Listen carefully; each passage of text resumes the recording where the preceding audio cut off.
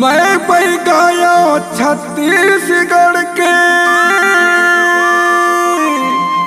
प्रताप मनोहरे मोर नाम है। एको दिन पूछत आबे गोरी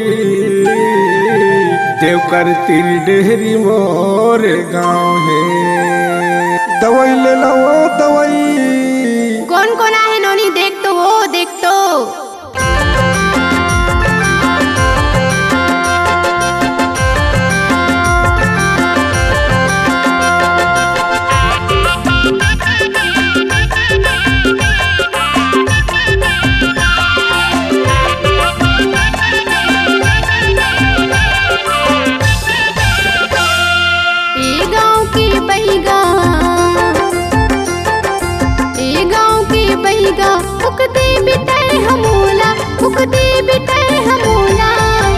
लइका लोग नहीं बैगा कहत हो मैं तोला।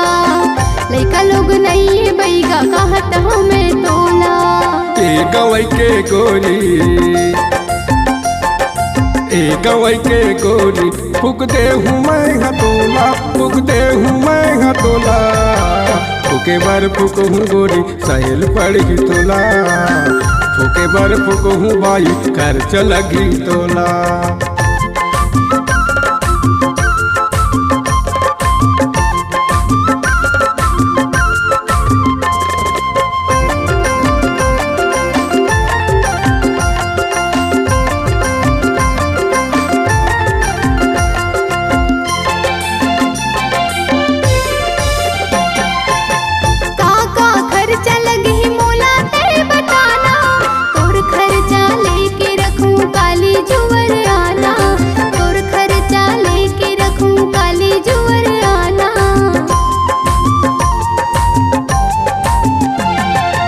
नहीं लेवा मैं नरियर नींबू, नहीं लेवा मैं कुकरी। बैगा काम ताय वो बाई फूक तो घर भीतरी। बैगा काम ताय वो बाई फूक तो घर भीतरी। कोनो लत झन बोलाबे, कोनो लत झन बोलाबे कहत हूँ मैं तोला। अताल के रोटी पताल के दार, इसको लंडी धर बुची कान। मोर फूके मोर गुरु आकर दास के फूकेला। 12 महीना के गेला ते जुड़वा लइका होबे वो। आप हुई आप हुई आप हुई। लइका लोग नहीं बैगा कहत हो मैं तोला। लइका लोग नहीं बैगा कहत हो मैं तोला।